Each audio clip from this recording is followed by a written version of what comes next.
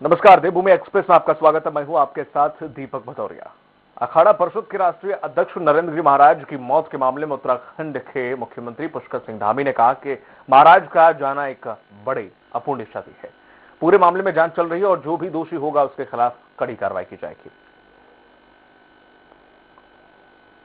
देहांत, उनका निधन बहुत ही दुखद घटना है और निश्चित रूप से हम सब स्तब्ध हैं कि आखिर ऐसा कैसे हुआ, ऐसा कदम क्यों उठाया गया।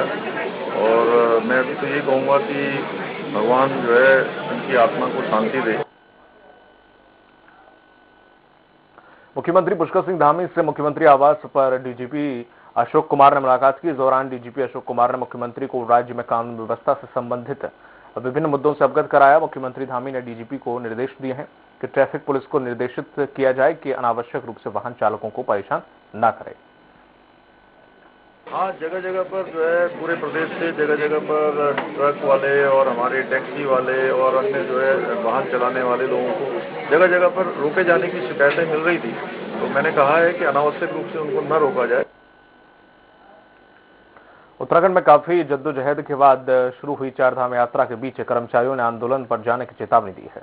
दरअसल जीएमवीएन और केएमवीएन के कर्मचारियों ने राजकरण की मांग को लेकर चरणबद्ध आंदोलन छेड़ दिया है, जिससे चारधाम यात्रा बाधित हो सकती है। और इस मामले पर मुख्यमंत्री पुष्कर सिंह धामी ने सभी कर्मचारियों से आंदोलन पर न जाने का अनुरोध किया है। उन्होंने आश्वस्त किया है कि कर्मचारियों की जो भी मांग होगी सरकार उस पर जरूर निर्णय लेगी। जगह जगह पर जो है पूरे प्रदेश से जगह जगह पर ट्रक वाले और हमारे टैक्सी वाले और अन्य जो है वाहन चलाने वाले लोगों को जगह जगह पर रोके जाने की शिकायतें मिल रही थी। तो मैंने कहा है कि अनावश्यक रूप से उनको न रोका जाए और किसी भी प्रकार का जो है अनावश्यक जो है टॉर्चर जो है वो बंद होना चाहिए। उत्तराखंड के युवाओं को बेरोजगारी भत्ता और रोजगार देने के आम आदमी पार्टी के दावे पर पूर्व सीएम त्रिवेंद्र सिंह रावत ने कटाक्ष किया है। उन्होंने कहा कि अरविंद केजरीवाल ने दिल्ली में 375 लोगों से ज्यादा लोगों को रोजगार नहीं दिया। अरविंद केजरीवाल छलिया किस्म के आदमी हैं और गिरगिट की तरह रंग बदलने वाला आदमी है। उत्तराखंड की जनता सब जानती है, जो केजरीवाल के बहकावे में नहीं आएगी।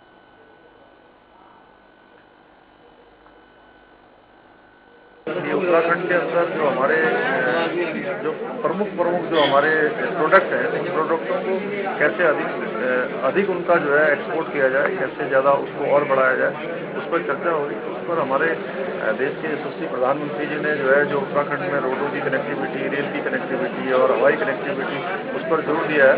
वन डिस्ट्रिक्ट टू बॉर्डर्स जो हमने एक नारा दिया था, उसको हम 24वीं कैबिनेट में ला रहे हैं।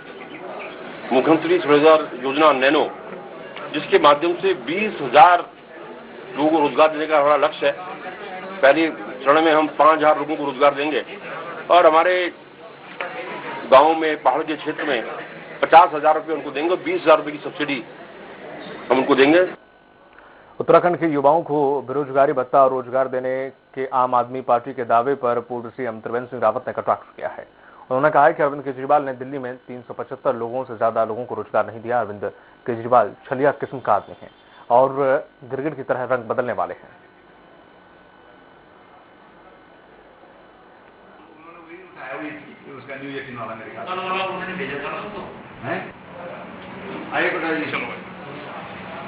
हम अगर देखें तो मुझे नहीं लगता कि उन्होंने 375 से ज्यादा लोगों को नौकरी देने का काम किया है।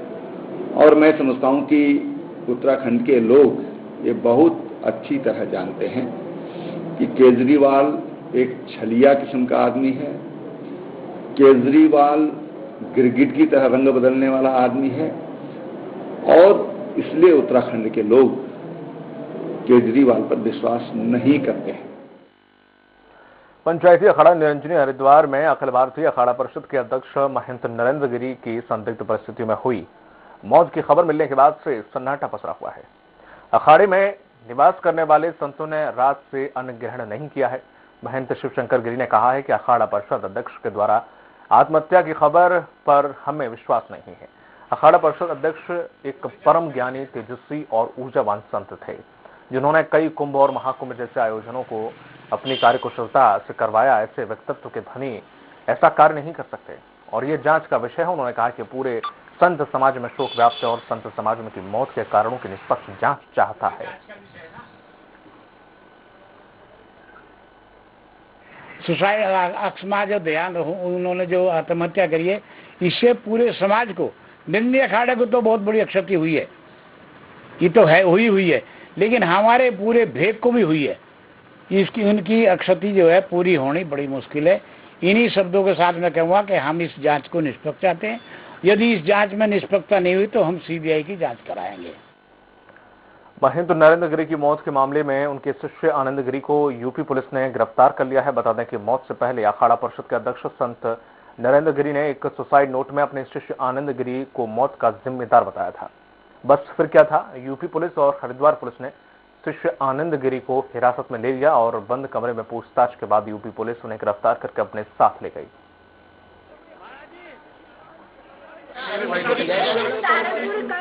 सहारनपुर पुलिस आ चुकी है, वो कर रही है इसमें। क्या चार्जेस रिमांड दी जा चुकी है मैडम? मैडम उत्तराखंड पुलिस ने क्या पूछताछ की है, ज्वाइन आप भी साथ में थे? क्योंकि हमारा ये मैटर नहीं है, इसलिए वो लोग पूछताछ। मसूरी पुलिस ने वाहन चेकिंग के दौरान 2 स्मैक तस्करों को गिरफ्तार किया है, जिनके पास से पुलिस ने 06.1 ग्राम स्मैक बरामद की है। तो वहीं पुलिस ने दोनों आरोपियों से मामले में पूछताछ के बाद कोर्ट में पेश किया। इधर न्यायालय ने दोनों आरोपियों को जेल भेज दिया है। रुक करते हैं अगली खबर की ओर। लक्सर कोतवाली में एक बुजुर्ग महिला ने पुलिस से न्याय की गुहार लगाई है। कोतवाली में 110 वर्षीय वृद्ध महिला पहुंची और पुलिस से कार्रवाई की मांग की है। शरीर से कमजोर महिला को देखकर पुलिसकर्मी हैरान हो गए। महिला ने कहा है कि 110 वर्ष की उम्र में उसके साथ जो व्यवहार हो रहा है वो बहुत ही गलत है। ये पारिवारिक विवाद है इनमें। इनका बेटा नशा करता है, शराब पीता है, ज्यादा करते हैं। तो इसमें इनके जो पोते हैं वो भी लड़ाई झगड़ा करते रहते हैं। इसमें लाए हैं, बुलाए, पूछताछ कर रहे हैं, काउंसलिंग चल रही है। जैसा भी होगा इनके साथ न्याय करेंगे।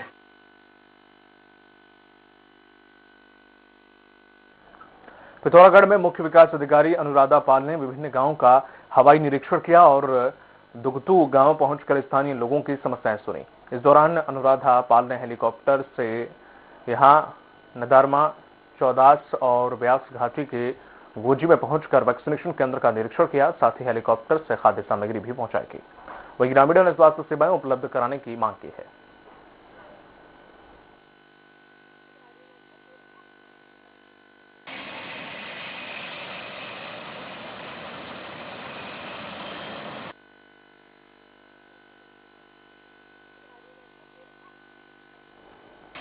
खबर विकासनगर से है, जहां पर कोविड के चलते करीब 1.5 साल से स्कूल बंद थे, लेकिन अब प्राथमिक विद्यालयों को खोल दिया गया है। कक्षा 1 से 5वीं तक के विद्यालय खुल चुके हैं और विद्यालय खुलने पर बच्चों में काफी उत्साह देखा गया है। प्रशासन ने कोविड गाइडलाइन का सख्ती से पालन करने के निर्देश दिए हैं। प्रारंभिक विद्यालय सैलाकुई में 474 बच्चों में से पहले दिन 80 बच्चे उपस्थित रहे।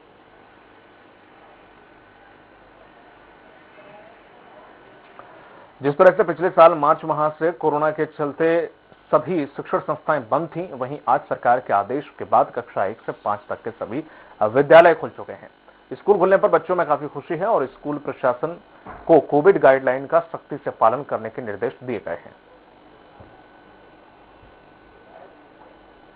मेरा नाम शिखा नेगी है, मैं 4th क्लास में पढ़ती हूँ और हम आज स्कूल में आए हैं और हमें बहुत अच्छा लग रहा है। यहाँ सैनिटाइज भी लाया गया है और मास्क भी सबने पहन रखा है और मेरे को बहुत अच्छा लग रहा है आज स्कूल में आके बहुत दिनों के बाद। प्राइमरी जो कक्षाएं हैं पूरे 1.5 साल के बाद खुली, क्योंकि पिछले वर्ष 6वीं से ऊपर की कक्षाएं कुछ महीनों के लिए खुली थी, लेकिन ये जो प्राइमरी कक्षाएं ये बिल्कुल 1.5 साल तक इन्होंने स्कूल का मुँह नहीं देखा और लग रहा था हमको कि इनका बेस कहीं ना कहीं बहुत खत्म हो गया होगा, बच्चे आउट ऑफ ट्रैक हो गए होंगे।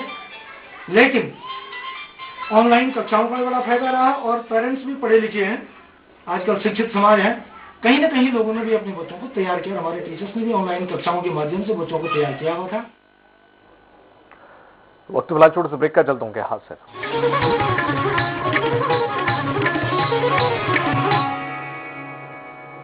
खास जड़ी बूटियों से बना पेट सफा आयुर्वेदिक जूस आज ही ले आए। पेट सफा पहली रात से ही असर दिखाता है और इसकी आदत भी नहीं पड़ती।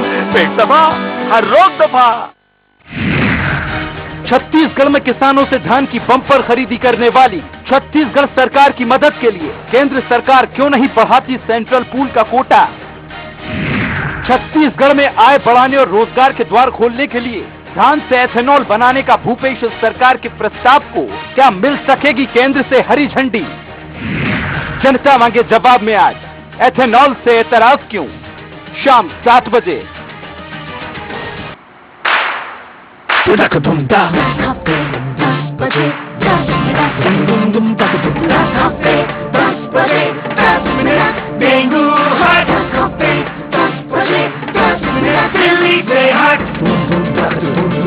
इस बार भी पानी जमा न होने देंगे।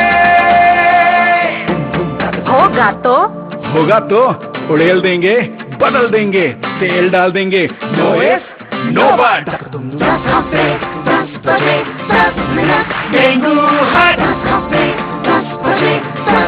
दिल्ली से हट पर हट चल हट और डेंगू दिल्ली से हट। इस बार भी डेंगू को हराना है। 10 हफ्ते 10 बजे 10 मिनट फिर से अपनाना है। हर रविवार डेंगू पर वार। डेंगू हट दिल्ली से हट।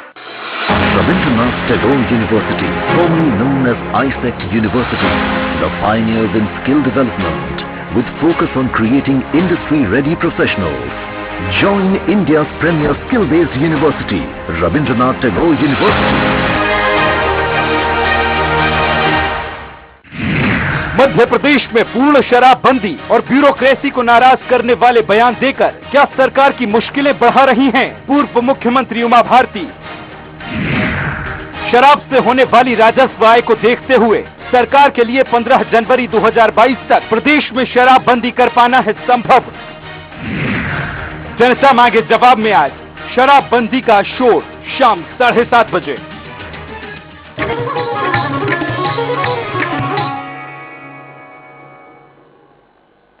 ब्रेक के बाद आपका स्वागत है और करते हैं अगली खबर की ओर। उत्तराखंड में आज कोविड महामारी के 555 दिन के बाद प्राइमरी स्कूल खुल गए हैं। स्कूल पहुंच रहे छात्र छात्राओं को मास्क पहनकर ही विद्यालय में प्रवेश दिया जा रहा है। कोरोना से बचने के लिए थर्मल स्क्रीनिंग, सैनिटाइजेशन और सोशल डिस्टेंसिंग का विशेष ध्यान रखा जा रहा है।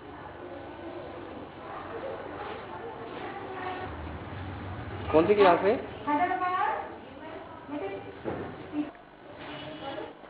कर्णप्रयाग में राज्य सरकार के आदेश के बाद मंगलवार से 1 से 5 तक की कक्षाएं खोल दी गई हैं। लंबे समय से बंद पड़ी कक्षाओं के खुलने से स्कूलों में एक बार फिर से रौनक लौट आई है। वहीं शहर के सरस्वती शिशु मंदिर में स्कूल खुलने पर विद्यालय के स्टाफ ने बच्चों को सैनिटाइज, थर्मल स्क्रीनिंग करके तिलक लगाया और पुष्प वर्षा करके बच्चों का स्वागत किया।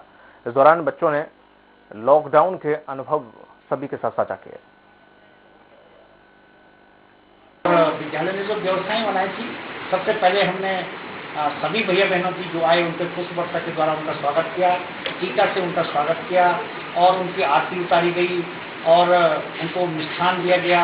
हनुमान चालीसा का आज मंगलवार था, हनुमान चालीसा की हमने उनको किताबें दी कि भगवान हनुमान सबको आरोग्य रखें। सर लग रहा है बहुत अच्छा है और सर घर में तो कुछ नहीं सीखा। सर घर में स्कूल की बहुत याद आ रही थी और सर ऑनलाइन पढ़ाई करना सीखा। 2 साल बाद घर में यह सीखा। हम सुबह जल्दी उठते हैं, सुबह जल्दी उठना सीखा। ऑनलाइन क्लास पढ़ी। उत्तराखंड में आज से प्राइमरी स्कूलों का संचालन शुरू हो चुका है। कक्षा 1 से 5वीं तक के सभी स्कूल सरकार के दिशा निर्देशों के बाद खोले गए हैं।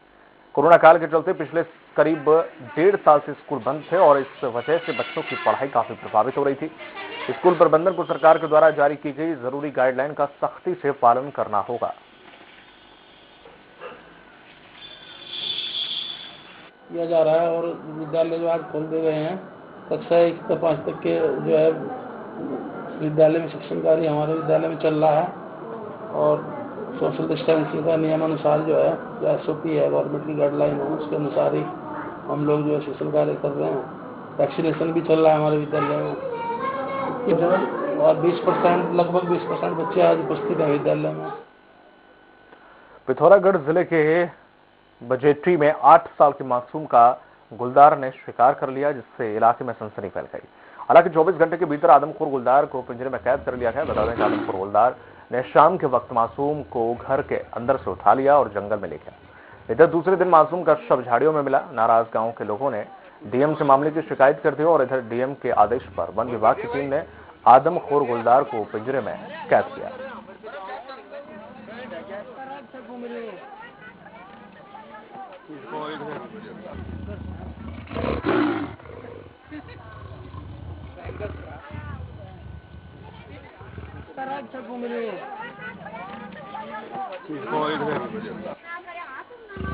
फोन कर दिया भाई।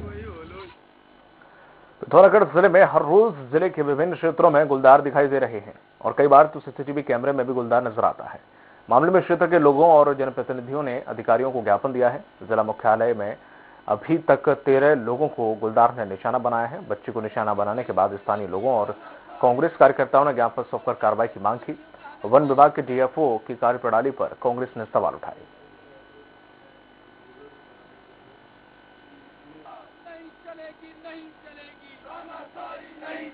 पिथौरागढ़ क्षेत्रवासियों का आनंद नहीं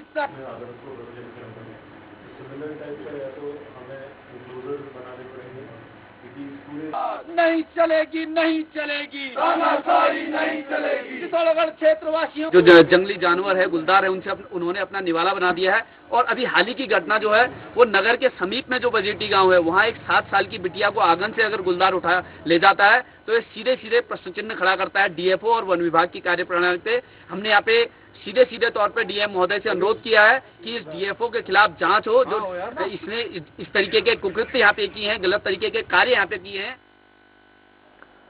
धर्मनगरी हरिद्वार में बदला मौसम का मिजाज। यहाँ तेज हवाओं के साथ धर्मनगरी हरिद्वार में जोरदार बारिश हुई। वहीं हरिद्वार के लोगों को गर्मी से भी राहत मिलती दिखाई दी। सुबह से हरिद्वार के मौसम का मिजाज बदला हुआ था।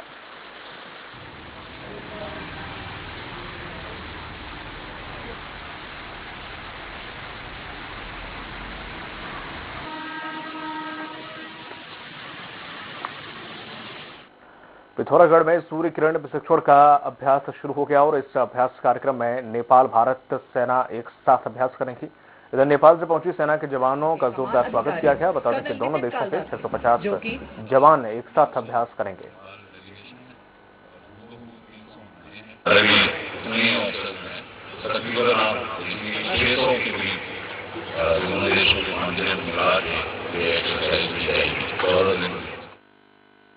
जिला निर्वाचन वेयर हाउस पौड़ी गढ़वाल में राजनीतिक दलों के पदाधिकारियों की मौजूदगी में ईवीएम वेयर हाउस कक्ष में रक्षित ईवीएम मशीनों की प्रथम चरण चेकिंग कार्य का शुभारंभ किया गया। इस मौके पर जिला निर्वाचन अधिकारी डॉक्टर विजय कुमार जुगतंठे भी मौजूद रहे।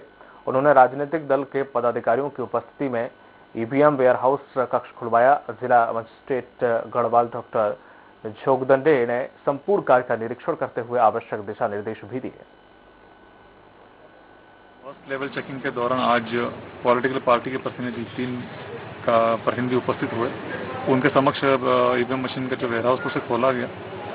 ईवीएम के एफएलसी के लिए फर्स्ट लेवल चेकिंग के लिए ईसीआईएल से निर्वाचन आयोग से जो इंजीनियर की टीम आ रखी है, उनके द्वारा कार्रवाई की जा रहा है। अभी हमारे पास में जो है 1430 बीयूसीयू है और 1480 वीवीपैट।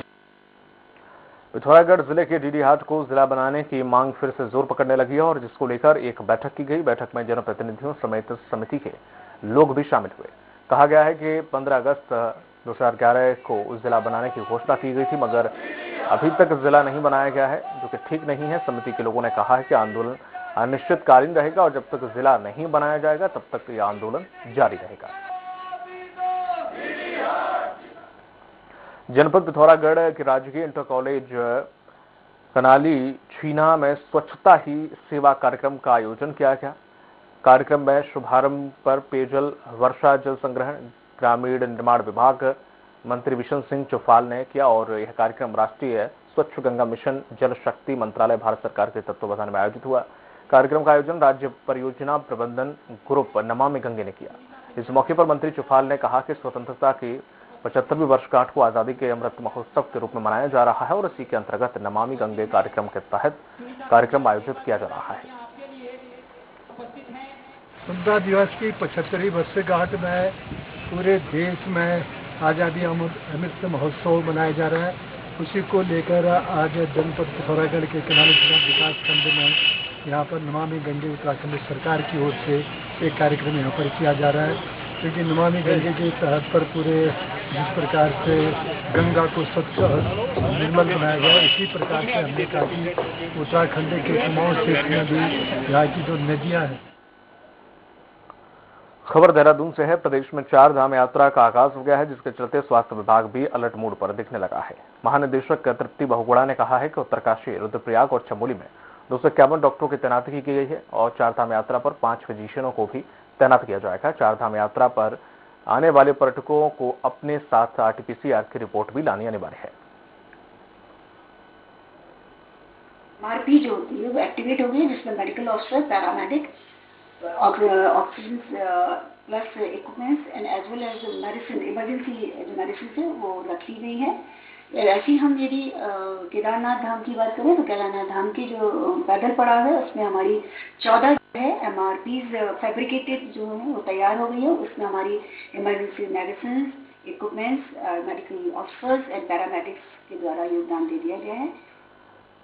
मसूरी में पर्यटकों को लेकर सोशल मीडिया पर चल रही खबरों को प्रशासन ने खारिज कर दिया है। SDM ने कहा है कि पर्यटकों के आवाजाही को लेकर कोई भी पाबंदी नहीं लगाई गई है। उन्होंने कहा कि जिलाधिकारी ने हर सप्ताह 15,000 पर्यटकों के आने की अनुमति दी है, ताकि कोविड-19 नियमों का पालन कराया जा रहा है।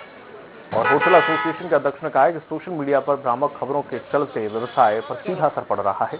इधर SDM ने सभी पर्यटकों और स्थानीय लोगों को कोविड नियमों का पालन करने की अपील की।